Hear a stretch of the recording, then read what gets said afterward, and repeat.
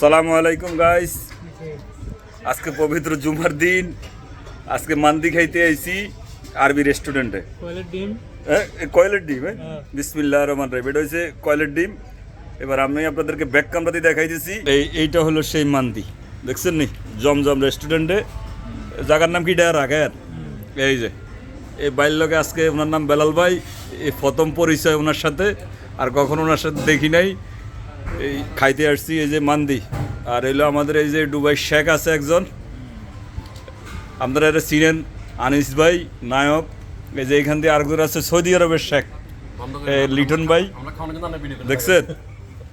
এই হলো আমাদের মান্দি খাওয়া। বিসমিল্লাহির রহমানির রহিম।